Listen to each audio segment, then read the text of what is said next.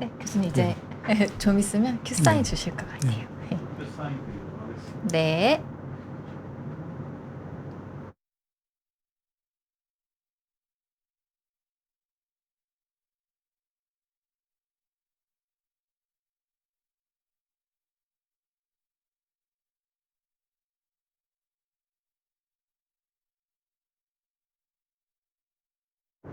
여러분 안녕하세요. 비욘디 정진희 PD입니다. 오늘 정말 특별한 라이브를 준비했습니다. 바로 대한소화기암연구학회와 함께하는 소화기암 캠페인인데요.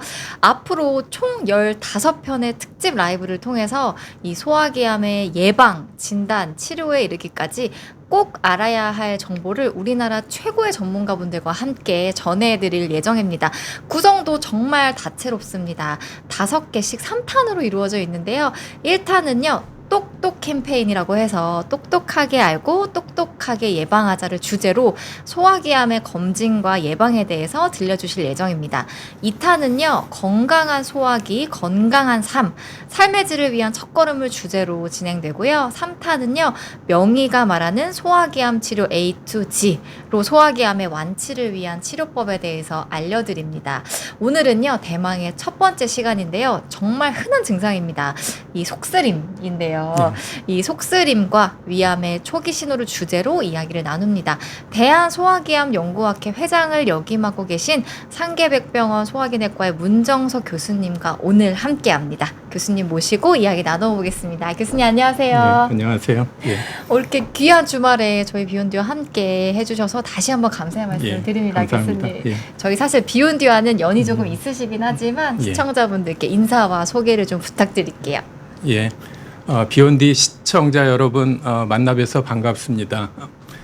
대한소화기암연구학회 회장을 맡고 있는 상계백병원 소화기내과 문정섭입니다.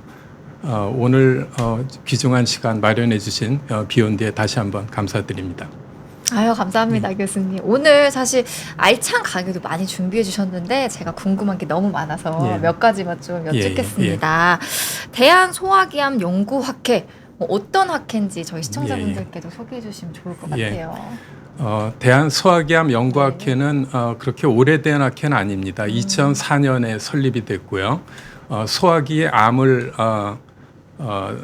중심으로 소화기암의 진단, 치료, 예방 그리고 연구, 교육 이런 거를 중심으로 하고 또 환자들의 그 삶의 질 그리고 사회 공헌을 위해서 설립된 학회입니다. 여러분들의 많은 관심 부탁드리겠습니다. 감사합니다. 네, 사실 이 치료뿐만 아니라 환자분들의 삶의 질까지 고민하고 연구하신다고 하니까 앞으로 이 특집 라이브를 통해서요 무려 15분의 저희 교수님들과 함께할 예정인데요.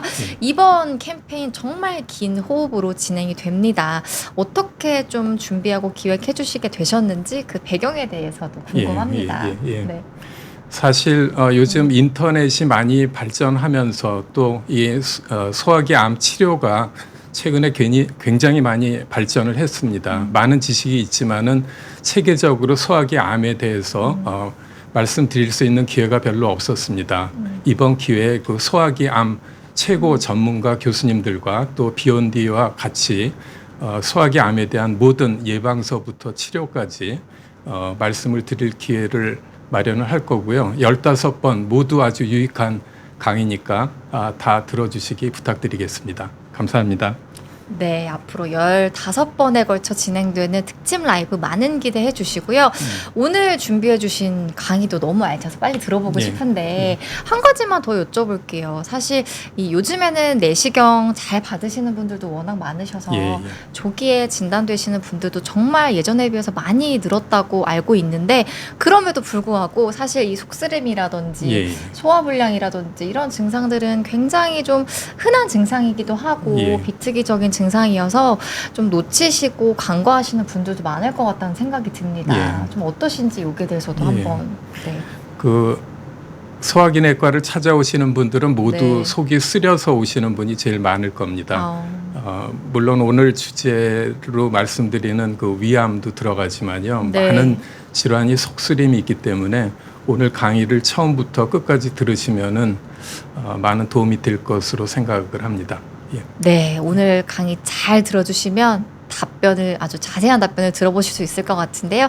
그럼 강의 한번 보면서 저희 배워보고 또 여러분들의 궁금증도 해결해보는 시간 갖도록 하겠습니다. 예. 교수님 강의 부탁드릴게요. 예, 감사합니다. 네. 예. 오늘 강의는 위암 검진 예방 속쓰림일 뿐일까요? 위암의 초기 신호를 놓치지 마세요라는 주제로 말씀드리겠습니다. 위암의 처음부터 끝까지에 대해서 제가 가능한 말씀을 드리겠습니다. 2022년 암 발생 세계 통계입니다. 가장 많은 것은 폐암이고요. 그다음 유방암, 대장암, 전립선암, 위암 순서로 위암이 한때는 한국과 일본에서 가장 많은 위암이었지만 현재는 5번째 암이고요. 우리나라 남성에서 현재 전 세계적으로 4위, 그리고 여성에서는 이거보다 한 반 정도로 더 빈도가 적은 것으로 알려져 있습니다. 이 지도를 보면은 현재는 그 중앙아시아 그리고 몽골리아 같은 데서 가장 많은 위암이 발생하고 있습니다. 다음 한국에 대해서 말씀을 드리면은 암 발생이 많이 줄었지만 아직까지 우리나라 발생 5위입니다. 남자에서는 4위고 여자에서는 5위를 차지하고 있습니다. 국가암정보센터 데이터고요. 그리고 상피내암 여러분들 많이 들으셨을 겁니다. 그 암의 표피에만 침범을 한 상피내암 발생률도 보면은 자궁경부암이 많고 대장암, 유방암, 방광암, 위암 순서로 위암이 생각보다는 빨리 발견된다는 것을 말씀을 드릴 수가 있습니다. 위에서 발생하는 악성 종양, 즉 그 암에 대해서 말씀드리면은 첫 번째 그 조직이 어떤 조직이냐에 따라서 나눠볼 수가 있습니다. 우리가 보통 말하는 위암은 대부분이 선암입니다. 그래서 90% 이상이 선암이고요. 그 이외에도 림프종, 위장관 기질 종양, 신경 내분비 종양 이런 여러 가지 암들이 드물게 있습니다. 그 오른쪽에 이 모식도 그림을 보면은 이게 위벽인데요. 저기 빨간 게 위암이라고 생각을 하면 이 위벽이 5개 층으로 이루어져 있습니다. 그런데 처음에 그 두 번째 층까지 점막 하층까지만 침범한 것을 조기 위암이라 하고 그거보다 더 침범한 경우를 진행 위암이라고 합니다. 그래서 이 내시경 사진을 2개 보시면은 왼쪽이 조기 위암 그리고 오른쪽이 진행 위암이 되겠습니다. 여러분들도 그 암이 몇 기다 하는 그런 얘기를 많이 들으셨을 겁니다. 그 위암에도 병기, 즉 영어로 말하면 스테이지가 있는데요. 이 병기라는 것은 암의 진행 정도입니다. 암의 치윤, 림프절 전이, 원격 전이 이런 것들을 따져서 TNM 스테이지라는 것을 따져서 1기, 2기, 3기, 4기 이렇게 구분을 하게 됩니다. 그래서 숫자가 높을수록 더 많이 진행된 위암이고요. 보통 1기인 경우는 내시경 치료로 치료되는 경우가 많고 또 수술하는 경우가 많습니다.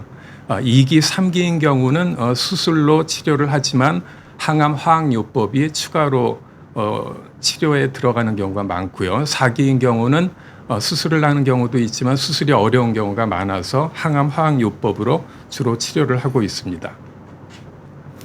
위암의 분류를 다시 한번 말씀을 드리면은 조기 위암, 진행 위암으로 나누고 형태에 따라서 이렇게 융기형, 표면형, 함몰형 또 그리고 진행 위암은 보호만 1형, 2형, 3형, 4형 이렇게 구분해서 볼 수가 있습니다.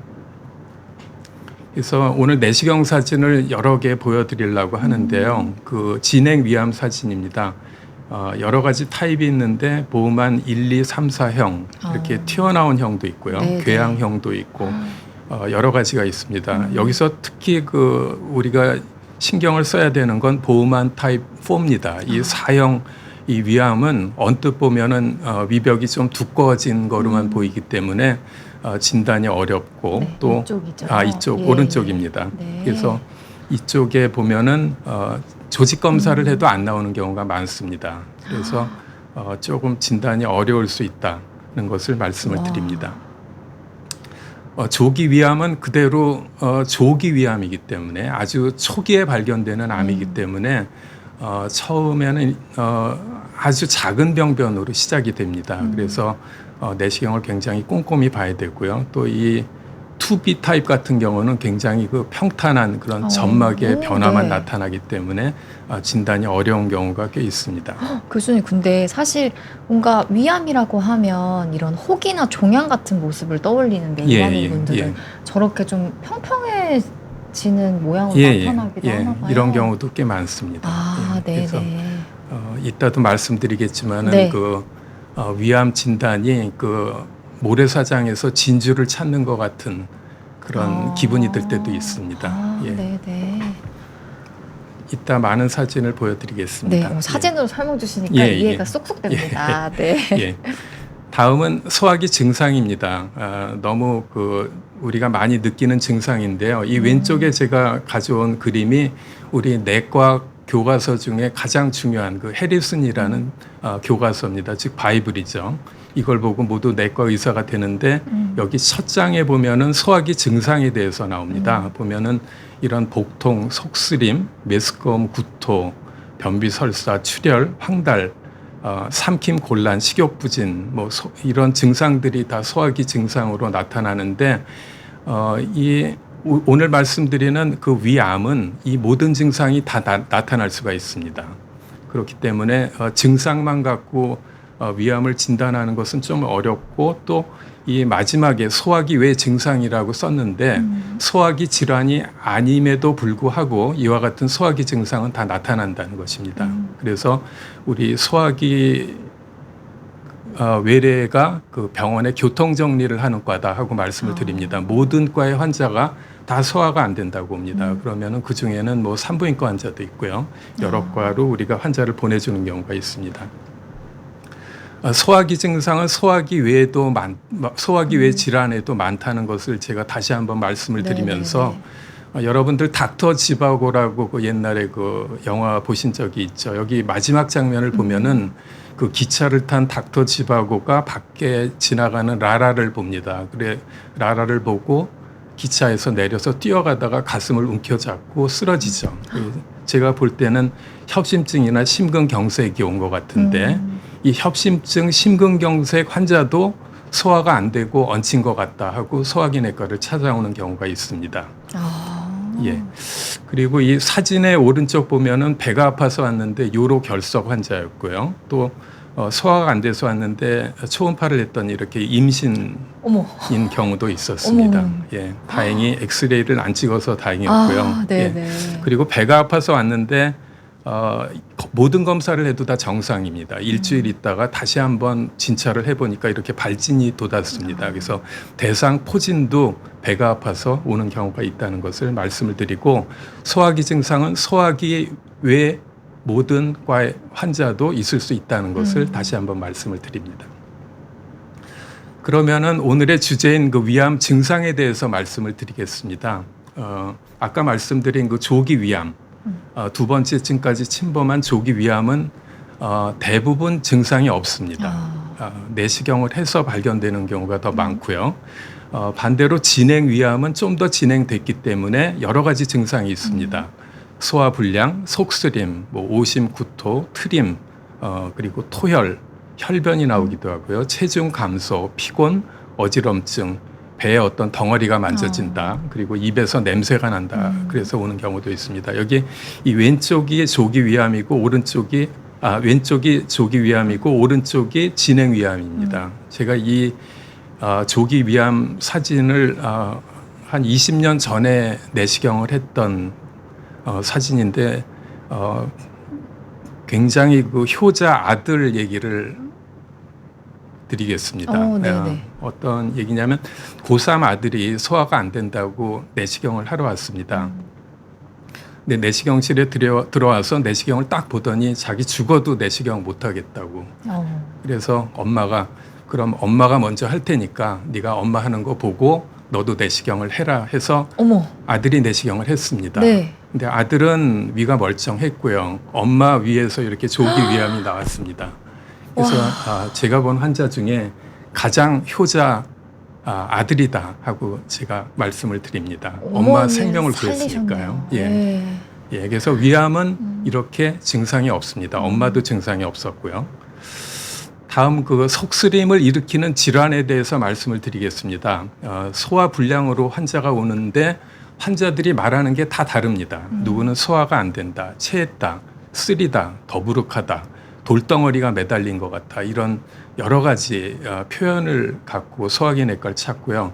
이런 환자들을 진단을 해보면은 위염, 소화성 궤양, 역류성 식도염, 그리고 기능성 소화불량증, 이런 여러 병들이 다 나타납니다. 이 왼쪽이 위염이고요, 위궤양이고 역류성 식도염 환자입니다.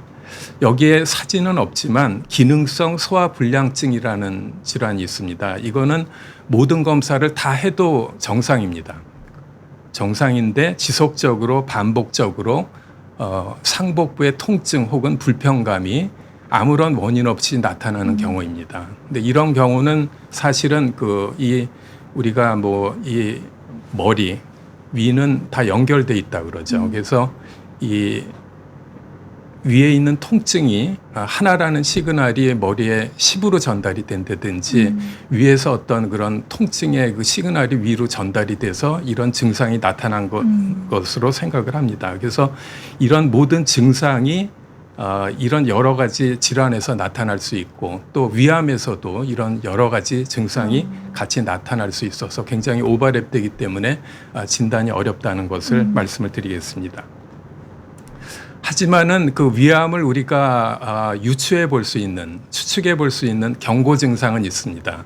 45세 이상에서 새로 생긴 소화불량증이나 위장관에 출혈이나 혈변이 있다거나 체중 감소가 10% 이상으로 많이 된다거나 구토, 삼킴 곤란, 삼킴 통증, 그리고 빈혈, 그리고 복부에 뭐가 만져지고 림프절이 만져지고 위암의 가족력, 또 위 수술이나 암 진단의 과거력이 있고 궤양의 과거력, 황달이 있으면은 경고 증상입니다. 이럴 때는 병원을 찾아서 혹시 위암이 아닌지 한번 꼭 검사를 받아봐야 될 것 같습니다.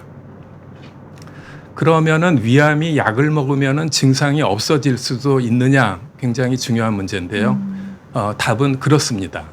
왜냐하면은 여러분 그 궤양 알아보신 분들 알 겁니다. 궤양 굉장히 속쓰리다가 약을 먹으면은 증상이 싹 없어지죠. 그래서 궤양은 활동기, 치유기, 그리고 다 난 반응기로 이렇게 치유가 되게 되는데 암도 일부 조기 위암에서는 그 생활사, 사이클을 가진다는 거죠. 치유와 재발을 반복한다는 것입니다. 그래서 요즘 그 PPI라는 그 궤양 치료제 굉장히 좋은 게 나왔는데 네. 이 약을 7일 동안 쓰면은 요 정도 좋아지고 60일 쓰면은 이 오른쪽 같이 깨끗이 이렇게 난 것처럼 보일 수 있고 또 다시 나빠지긴 하겠지만은 위암도 약을 먹으면 증상이 좋아질 수 있다. 그래서 약을 먹고 증상이 좋아졌다고 위암이 아니다 하고 생각을 하면 굉장히 위험하다는 것을 말씀을 드립니다. 이거는 대한소화기학회지에 나왔던 그 조기 위암 케이스입니다. 그 조기암 환자를 이렇게 내시경을 여러 번 했더니 그 A, B, C, D, E로 넘어가면서 이렇게 궤양이 조기 위암이 난 것처럼 보입니다. 난 것처럼 보였는데 사실은 조기 위암은 그대로 있는 거죠. 그래서 이렇게 약을 써서 좋아져도 위암이 아니다고 생각하는 것은 굉장히 위험하다고 말씀을 드리겠습니다. 그러면은 위암의 예방을 위해서는 우리가 어떻게 할 것이냐? 1차 예방이 있고 2차 예방이 있습니다. 1차 예방은 위암을 일으키는 위험 요소를 피하고 제거하는 것이고 2차 예방은 암을 조기 진단해서 빨리 치료해서 건강한 삶을 찾는 것입니다. 그래서 1차 예방의 위험 요소를 없애는 방법에는 딱 두 가지가 있습니다. 두 가지 가장 중요한 게 식습관, 생활습관 개선입니다. 균형적인 식사를 하고 체중 조절을 하고 금연 그리고 금주, 절주를 하는 것이고 또 요즘 여러분들도 다 아시지만 헬리코박터 제균 치료를 하는 것입니다. 헬리코박터 균은 위에 사는 균인데 WHO 세계보건기구에서 그룹 1 발암물질로 정의를 하였습니다. 왜냐하면 헬리코박터가 있으면 위암의 위험성이 2.9배나 증가를 하고 전 세계 인구의 44%가 헬리코박터균에 감염이 돼 있기 때문입니다. 그래서 다시 한번 말씀드리지만 위암 진단에는 내시경이 가장 정확하다 하고 말씀드리는데 위험 궤양같이 보이는 암도 있다. 결국은 진단을 하려면 조직 검사를 해야 되는데 지금 조직 검사를 할 수 있는 방법은 위 내시경이 가장 간단하고 정확합니다. 그래서 제가 말씀드리는 게 백문이 불여일견이다. 100번 듣는 것보다 한 번 내시경으로 보는 게 낫다고 말씀드리고 이 왼쪽 사진은 1958년에 지금 우리가 쓰는 그 연성 내시경을 개발한 그 헐쇼비츠 의사입니다. 하지만 이때는 이제 눈으로 모든 걸 봤고요. 요즘은 이제 모니터로 저렇게 굉장히 섬세하게 보기 때문에 병변을 진단하기가 훨씬 더 쉽습니다. 다음으로는 식습관입니다. 위암을 예방하려면 과일, 야채를 많이 섭취를 해야 됩니다. 하루에 과일 100g 정도를 먹으면 위암의 위험성이 5% 감소한다 얘기하는데요. 왜냐하면 과일 이런 야채에는 항산화 작용을 하는 여러 가지 물질이 많습니다. 그래서 발암 물질을 억제를 하고 그리고 헬리코박터 균에 의한 세포 손상과 염증을 줄이는 작용을 합니다. 과일 100g이 어느 정도인가 하면은 사과 하나가 한 150g에서 200g 된다 그러거든요. 그러니까 하루에 사과 한 반 개만 먹어도 위암의 5%는 예방을 할 수가 있습니다. 두 번째는 그 소금과 소금에 절인 음식을 줄여서 먹는 것입니다.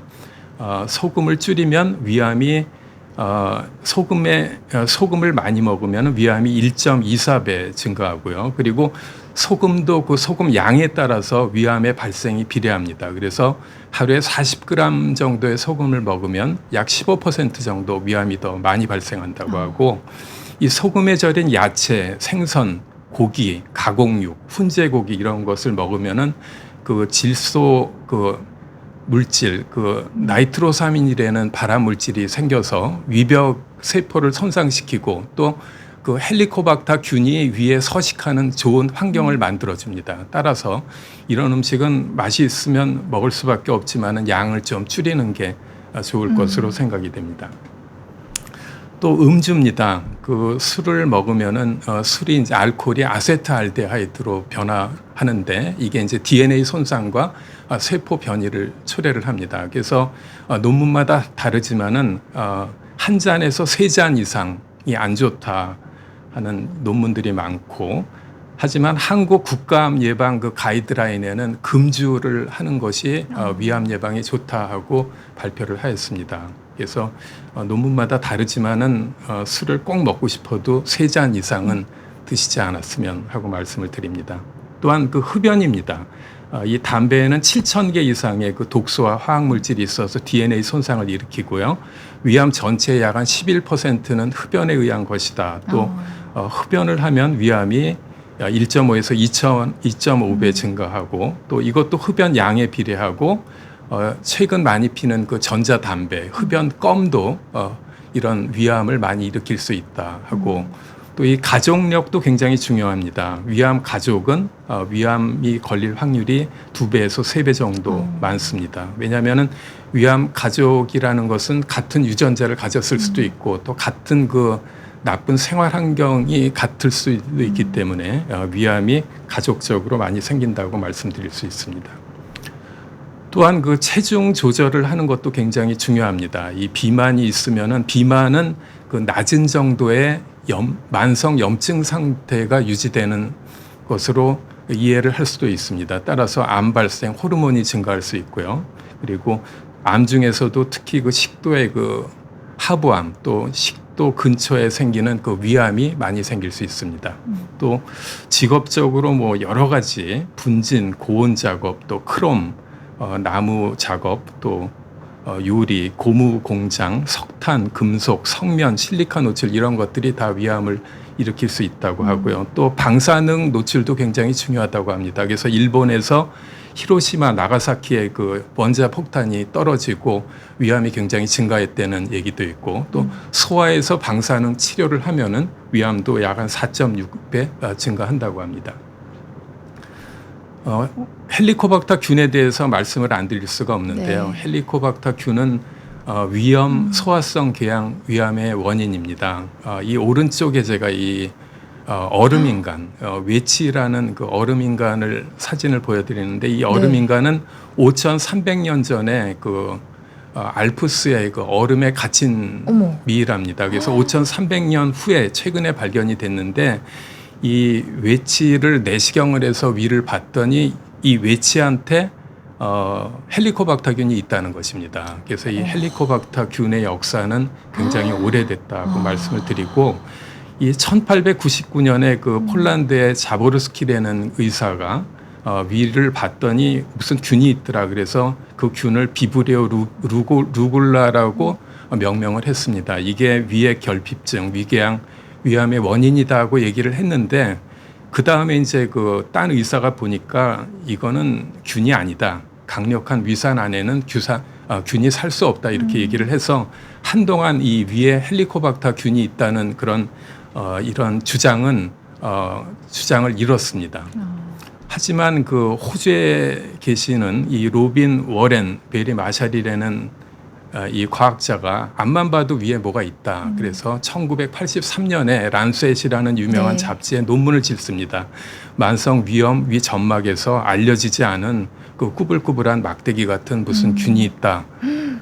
그거를 이제 증명을 하고 본인이 이 환자에 있는 그 위 조직을 직접 먹어봅니다. 그러고 본 것 같아요. 이거 직접 먹어봤다. 직접 먹어봐서 네. 본인이 이 속쓰림을 뭐 일으키는 그런 걸 다 증명을 하고 또 내시경을 해서 균이 또 있다는 것을 증명을 하죠. 그래서 이분이 2005년에 노벨 생리의학상을 타게 되었습니다.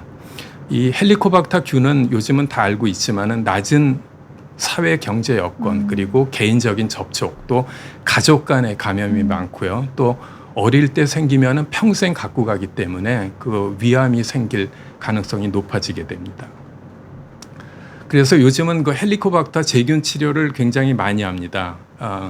이 증상이 없는 분들을 치료를 하면은 위암의 상대 위험도가 0.66으로 떨어진다. 즉 한 30-40%는 위암이 줄어든다는 거죠. 그리고 중국 논문에서 헬리코박터 치료를 하고 15년을 기다려 봤더니 위암의 위험도가 4.6에서 3.0%로 떨어졌다는 얘기도 있고요. 일본에서 위암을 내시경 치료하고 제균 치료를 같이 했더니 위암 발생률이 그 다음부터 떨어지더라 하는 논문이 있어서 헬리코박터 치료를 하면은 위암 발생이 약 30에서 40% 낮아진다고 말씀을 드리고 WHO 세계 보건기구에서 결론을 내리기를 헬리코박터 제균 치료는 위암 예방에 효과적이다 하고 결론을 내렸습니다. 이 우리나라 그 위암센터 국립위암센터에서 그 위암에 대한 아주 중요한 논문들을 많이 발표하고 있는데 하나 보고를 드리면은 위암 가족들에게 헬리코박터균 치료를 하고 9.2년을 기다려 봤더니 위암 발생이 55% 감소하더라. 그런데 진짜 균이 죽었는지 확인한 그런 군에서 봤더니 위암이 73%까지 감소하더라 하는 이런 중요한 논문을 발표를 하였습니다. 여러분들 아시겠지만 이 NEJM이라는 논문은 굉장히 중요한 내과 논문입니다. 여기에서 한국에서 발표를 했는데 굉장히 중요한 논문입니다. 최근에 2020년에. 예, 20년에 얼마 안 됐죠. 네. 그리고 이 메타 분석이라는 거는 여러 가지 남들이 쓴 논문을 종합해서 결론을 내리는 건데 여기에서도 보면은 건강한 사람에게 헬리코박터 치료를 하면은 위암 발생이 46% 감소한다. 즉 72명을 헬리코박터 제균 치료를 하면 그 중에 한 명이 위암 걸리는 것을 예방할 수 있다. 이런 논문이 있습니다. 따라서 건강한 사람도 헬리코박터 치료하면 약 한 반수는 위암을 예방을 할 수가 있고 더군다나 위암 환자 가족을 헬리코박터 치료하면은 약 73% 위암을 예방을 할 수 있기 때문에 위암 치료는 헬리코박터 치료는 굉장히 중요하다고 할 수가 있습니다. 그러면 헬리코박터 치료를 언제 할 것이냐, 여기에 대한 미국의 논문이 있습니다. 37만 명을 연구를 했죠. 굉장히 많은 데이터를 모았는데 젊었을 때 시행을 헬리코박터 치료를 한 게 위암 예방에 굉장히 효과적이다. 헬리코박터 제균 치료를 하면 위암 발생 위험을 76% 낮출 수 있다 하였습니다. 그러면 언제 치료할 것이냐? 젊었을 때 헬리코박터를 진단해서 치료를 할 때가 나이가 5살 더 먹고 진단하고 치료했을 때보다 13% 더 좋다는 거죠. 그러니까 가급적 젊었을 때 헬리코박터 치료하는 것이 위암 예방에 이득이다. 그러면 아주 어릴 때 치료하면 어떠냐? 너무 어릴 때 치료하면은 헬리코박터 치료를 하면서 그 항생제 내성이 생길 수 있기 때문에 최소한 청소년기는 지나서 헬리코박터 균이 있는 걸 확인하고 치료를 하자, 이런 미국의 중요한 논문을 소개를 해드립니다. 그러면은 건강한 위가 하루아침에 위암이 걸리느냐? 그렇지 않다는 거죠. 이 왼쪽에 이 표를 보면은 이게 코레아 가설이라고 하는데, 건강한 위는 하루아침에 위암이 걸리는 게 아니라 이와 같이 위염, 위축성 위염, 장상피화생을 거쳐서 위암이 발생한다는 것이죠. 그래서 이것이 코레아 가설이고, 또 일본의 그 우에무라라는 논문이 있습니다. 이분이 쓴 논문에 보면은 헬리코박터가 없는 사람은 이렇게 평생 위암 없이 평탄하게 가는데, 헬리코박터가 있는 사람은 결국은 이렇게 위암이 생긴다. 7.8년이 지나면 2.9%가 헬리코박터 균이 있는 군에서 위암이 생겼다는 이와 같은 논문이 있습니다. 그래서 헬리코박터 균이 없으면 위암이 없다, 이런 극단적인 논문을 말씀을 드리겠습니다. 위축성 위염, 장상피화생에서 발생한 위암 증례를 좀 말씀을 드리겠습니다. 아까 제가 위축성 위염, 장상피화생에서 위암 찾는 게 모래사장에서 진주 찾는 것 같이 어려운 경우가 있다고 말씀을 드리는데, 여기 보면은 위축성 위염이 있습니다. 보면은 위축성 위염이 있다가 여기 보면 약간 빨갛죠. 그래서 조직 검사를 했더니 위암이 진단됐던 경우에요. 이 오른쪽 보면은 위축성 위염이 있는데 일부는 위축성 변화가 없어졌습니다. 그래서 여기서도 조직 검사를 했더니 위암이 발견됐고요. 그리고 이렇게 우둘두둘한 것을 장상피화생이라고 하는데, 여기에서 위암이 발생이 됐습니다. 여기에서도 이 오른쪽에서 조그만 위암이 발생을 했죠. 그래서 논문을 보면은 이 장상피화생이 있으면은 위암 발생이 약 한 9.4년에 10.9배 증가한다 하는 논문이 있기 때문에 이런 경우는 굉장히 신경 써서 관찰을 해야 되겠습니다. 아까 말씀드린 그 헬리코박터 제균 치료를 언제 할 것이냐, 포인트 오브 노 리턴, 그 돌아오지 않는 그 헬리코박터 균을 치료해야 되는 포인트가 언제냐, 여기에 대한 논문이 하나 중요한 게 있는데, 역시 위암 센터에서 나온 논문입니다.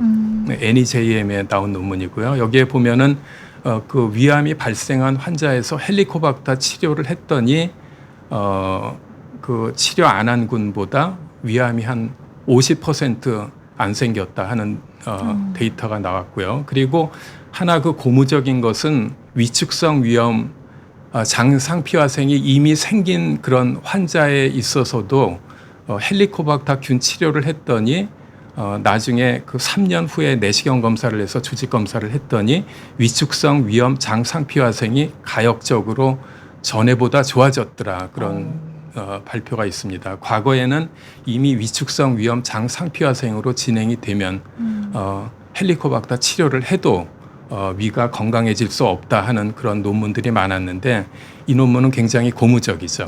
늦게라도 헬리코박터 치료하면은 위암을 예방할 수 있다 하는 중요한 논문이 되겠습니다.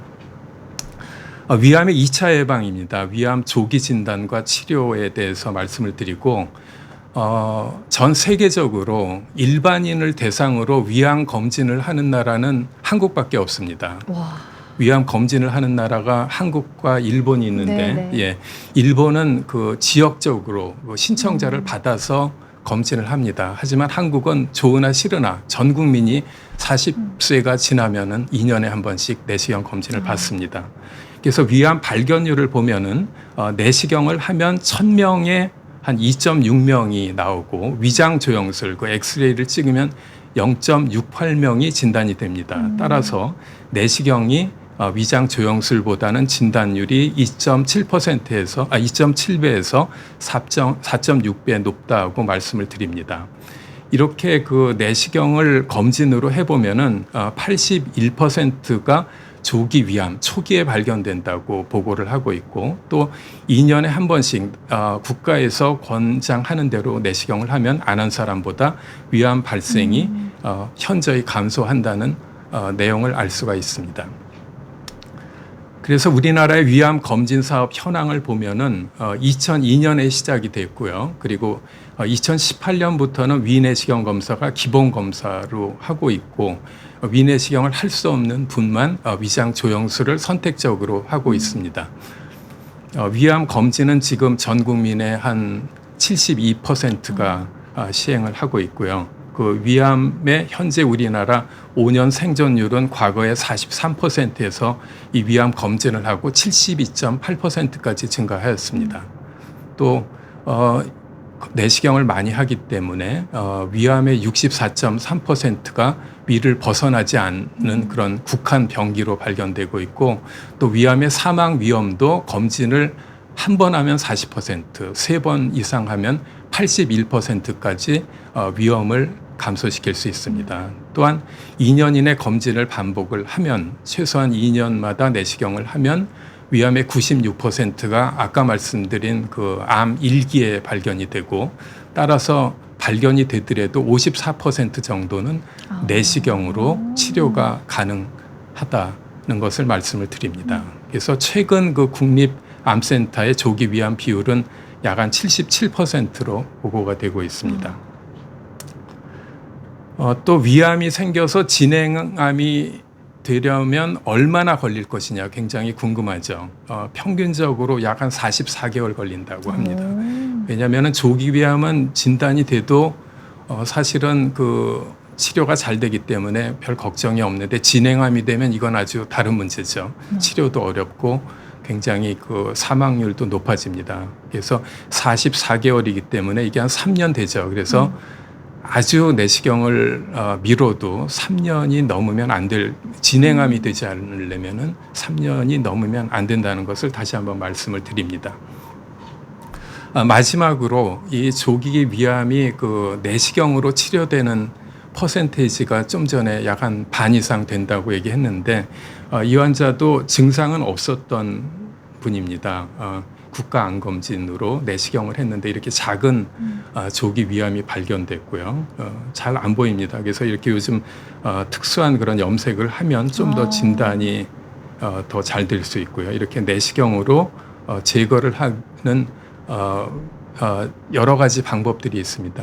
점막하 박리술이라는 이런 치료를 하면 이렇게 병리과에서 이렇게 페이퍼를 자세하게 보내줍니다. 이 환자 암 사이즈가 얼마고 깊이가 어디까지 들어갔고 주위에 림파선, 림프 이런 관 전이는 없고 또 완전하게 떨어졌고 이런 데이터를 보내주면은 우리가 자세하게 치료가 잘 됐다는 것을 알 수 있습니다.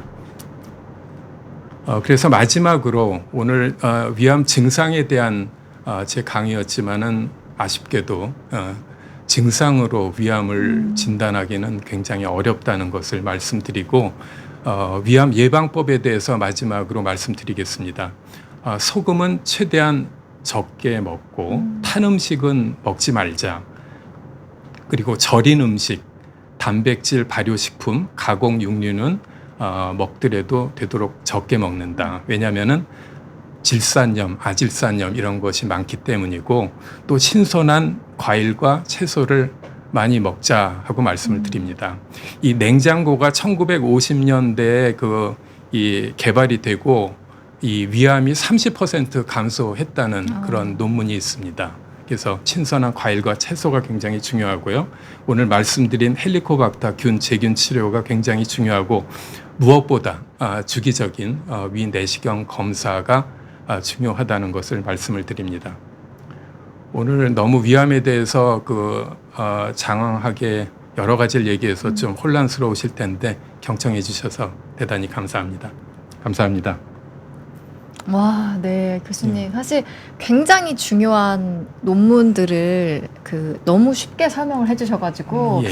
우리가 위암을 좀 걱정할 때 어떤 부분들을 좀 잘 염두에 두어야 하고, 예방할 수 있는 것들은 무엇이 있는지 정말 자세히 배워볼 수 있는 시간이 되었던 것 예, 같습니다, 교수님. 우리가 사실 이 헬리코박터균을 잘 좀 신경을 써야 할 것 같고, 예. 내시경도 잘 좀 주기적으로 받는 게 정말 중요하겠다라는 생각이 드는데요. 예. 그 시청자분들도 질문을 굉장히 많이 주셨습니다. 예, 예, 한 예. 가지만 딱 여쭤볼게요. 그 헬리코박터균을 저희가 보통 내시경을 할 때 예. 내시경만 하면 내가 헬리코박터균을 검사를 했다라고 생각하시는 분들도 예. 계실 것 같아서 따로 예. 뭐 신청을 하거나 미리 이렇게 좀 말씀을 드려야 하는지 예. 또 한번 딱 짚어주시면 좋을 것 같아요. 예. 내시경을 보는 것 자체로는 네, 그 네. 헬리코박터 균이 있는지 없는지 알 수가 없습니다. 네, 네. 예. 그래서 헬리코박터 균이 있는지 꼭 알고 싶으면은 네. 내시경 하기 전에 네. 예, 말씀을 드리는 게 좋고 헬리코박터 균이 있는지 없는지 아는 방법이 꼭 내시경만 있는 것은 아닙니다. 요소 호기 검사라고 이렇게 네. 후 부는 검사로도 헬리코박터 균이 있는지 알 수 있는 방법도 있고 그러니까 내시경 하기 전에 말씀드리면은 진단이 가능할 것 같습니다.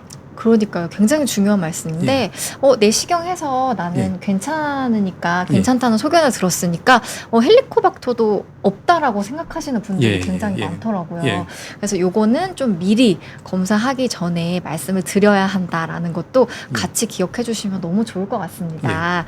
그러면 지금부터 올려주신 질문을 남은 시간 동안 한번 제가 잘 전달드려 보겠습니다, 교수님. 김기현님께서 좋은 강의 너무 감사드린다고 40대 중반 직장인 분이신데요. 특별한 증상은 없는데 위암 가족력이 있습니다. 정기적으로 위 내시경을 몇 년마다 받아야 하나요? 라는 질문을 주셨는데 2년마다 받아도 충분한지 아니면 조금 걱정이 되니까 뭐 1년에 한 번씩 받는 게 좋은지 답변해 주시면 좋을 것 같아요. 이게 논문마다 좀 다르고 또 이게 그 논문이 나온 그 나라마다 또 다릅니다. 그러니까 한국은 내시경이 사실 굉장히 접근이 쉬운 나라고요. 미국 같은 경우는 굉장히 내시경 받기가 어렵죠. 그래서 미국 같은 경우는 뭐 위험군은 3년에 한 번씩 해라 그런 얘기를 하는데 우리나라는 이미 국가 암검진에서 2년에 한 번씩 하도록 그렇게 지금 돼 있고요. 그리고 제 생각에는 최소한 그 국가 암검진 40대 이후에는 받는 거를 권장을 드리고 또 내시경을 했는데 아까 말씀드린 그 장상피화생이나 그런 미축성 위험이 있다면은 또 그 가족력이 있는 경우는 조금 더 1년에 한 번씩 받는 것도 고려를 해야 될 것으로 생각이 됩니다. 네. 2년에 한 번씩 받는 거는 진짜 꼭 잘 받아보시면 좋겠습니다. 그리고 네. 헬리코박터 균, 위암 가족력이 있는 분은 헬리코박터 균 치료에 대해서도 같이 한번 고려를 해야 될 것 같습니다. 네. 교수님도 궁금한 게요. 그 헬리코박터균 양성이 나와서 재균을 했어요, 만약에. 근데 한 몇 년 지나서 다시 이게 생길 수도 있나요? 아니면 생길 수도 있습니다. 또 확인을 해야 되는 거군요. 근데 사실 많이 생기는 건 아니고 1년에 한 4% 정도 재감염이 된다고 합니다. 그래서 증상 하여튼 뭐 꼭 필요하면은 검사를 다시 하기도 하는데 이게 헬리코박터 균이 완전히 죽었는데 다시 생기는 경우도 있고 이게 균이 있는데 좀 숨었다가 다시 나오는 경우도 있고 사실 좀 구분하기 어려운 경우도 있습니다. 뭐 중간에 약을 쓴다 그러면은 검사가 어려운 경우도 있고요. 그런데 재감염이 있을 수 있다는 것을 아주 드물지만 생길 수 있다고 말씀을 드리겠습니다. 그렇군요. 일단 확실하게 재균 치료를 잘 받는 것이 중요할 것 같고 또 이제 아주 드물지만 다시 생길 수도 있다고 하니까 신경을 써주시면 좋겠다는 생각이 예. 듭니다. 아우리님 질문도 한번 보겠습니다. 선종 절제술을 좀 받으셨나 봐요. 예, 그래서 1년에 한 번씩 위내시경은 필수일까요? 아니면 건강검진 때마다 2년에 한 번씩 하면 좀 위험률이 높을까요? 그 전에도 질문을 주셔서 한번 더 예. 읽어볼게요. 예. 70세 여성분이시고 이제 위 밑부분에 선종 8mm짜리가 발견돼서 내시경 절제술을 받으셨나 봐요. 다행히 시술은 잘 되었고 조직 검사도 문제가 없다 하였습니다. 혹시 재발률 좀 어느 정도일지 이런 것도 질문을 주셨는데 어떻게 좀 답변을 그 선종이라는 것은 암은 아닙니다. 이게 아까도 말씀드렸지만 선종이 이제 결국은 암으로 발전하는 그런 어떤 그 과정에 있는 건데 사실 위에 선종이 생겼다는 것은 위암이 생길 그런 여러 가지 위의 조건이 이미 생겼다는 것이죠. 그래서 보통 전 국민이 받는 그 내시경 검사보다는 조금 더 자세하게 받고 자주 받는 것이 좋습니다. 그래서 선종이 있으면은 1년에 한 번 받는 것이 좋을 것으로 생각이 됩니다.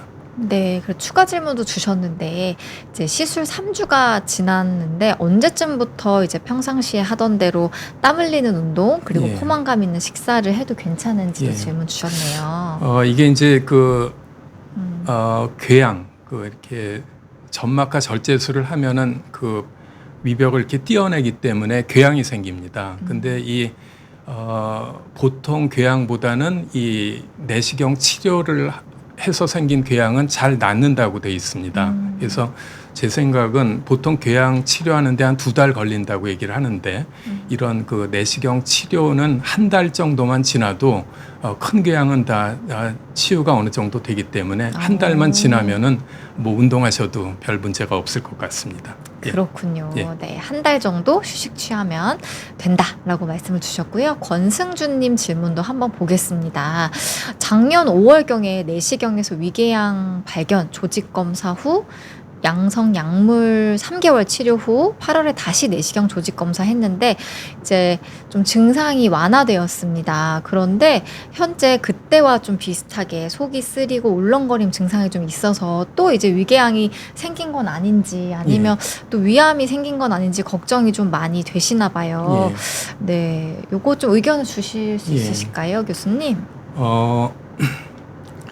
그 증상이 있으면은 다시 내시경을 하는 게 맞을 것 같고요. 아주 드물지만 그 위궤양이 이제 그 났는데도 조직 검사에 안 나오는 경우가 꽤 있습니다. 간혹 아주 있기 때문에 뭐 증상이 있으면은 내시경을 받는 게 당연하고요. 또 그리고 또 위암이 걱정된다면은 내시경을 하는 게 좋겠고. 그때 헬리코박터 균 치료를 하셨겠지만은 그 균이 제균 치료가 완전히 됐는지도 다시 한번 확인해 보는 게 좋을 것 같습니다. 네. 오늘 교수님 나와주셔서 그런지 질문이 정말 많습니다. 박상현님 질문도 한번 볼게요. 45세 남자분이시고요. 건강검진에서 장상피 화생이 발견되었다고 합니다. 제가 느끼는 증상으로는 소화불량과 속쓰림이 있는데 이게 위암으로 발전할 가능성이 높은 건가요? 뭐 어떤 추가 검사나 뭐 제가 좀 주의해야 할 부분이 있는지 질문을 주셨습니다. 장상피 화생이 있는 거하고 사실은 소화불량, 속쓰림하고 꼭 연관이 있는 건 아닙니다. 하지만 아까 말씀드렸지만 장상피화생은 그 위암으로 가는 그 어떤 중간 과정이라고 생각을 하기 때문에 그 선종이 생기는 전 단계로 생각을 하기 때문에 헬리코박터 검사가 추가로 가능하다면 헬리코박터 균 검사를 해서 치료를 할 수 있으면 치료하는 게 위 건강을 위해서는 좋을 것으로 생각됩니다. 그렇군요. 네, 질문들이 더 있기는 한데 벌써 마무리할 시간이 됐습니다. 금방 가죠, 교수님. 네. 오늘 대한소화기암 연구학회와 함께 진행하는 특집 라이브 15편의 어떤 대장정 시리즈인데 예. 첫 번째 시간을 좀 진행했습니다. 교수님께서 또 오랜만에 이렇게 함께 해주셔서 예. 너무 유익한 강의 알차게 준비해 주셔서 너무 알찬 시간이 되었던 예. 것 같은데요. 앞으로 또 많은 분들이 함께 해 주시니까 요 대한소화기암 연구학회와 함께하는 특집 라이브 많은 기대 부탁드리고요. 오늘 또 오랜만에 나와주셨는데 소감 한 말씀 제가 좀 예. 여쭙겠습니다. 네. 한 1년 만에 왔는데 너무 여기 비욘디 반갑고요. 저도 비욘디 시청자입니다. 오늘 아침에도 예. 아주 유익한 내용을 보고 왔는데 비욘디 많이 시청해 주시면은 건강에 더 도움이 될 것 같고 또 대한소화기암 연구학회 또 많은 후원을 하고 또 많은 도움을 드리고 또 시청자 여러분들 건강을 위해서 기원을 하도록 하겠습니다. 네, 아유, 감사합니다. 다음 이 특집 라이브는요, 9월 6일 오후 4시에 대장암 이야기로 준비가 되어 있거든요. 그때도 많은 관심 부탁드리면서 오늘 라이브는 이렇게 마무리를 해보도록 하겠습니다. 교수님 다시 한번 감사드리고요. 오늘 진짜 증상 때문에 좀 고민이 있으신 분들, 그리고 실제로 뭐 시술을 받으셨거나 수술 받으신 분들도 질문을 굉장히 많이 주셨는데요. 조금이라도 도움이 되었길 바라면서 오늘 라이브 마무리 해보겠습니다. 여러분 시청해 주셔서 감사합니다. 감사합니다. 예.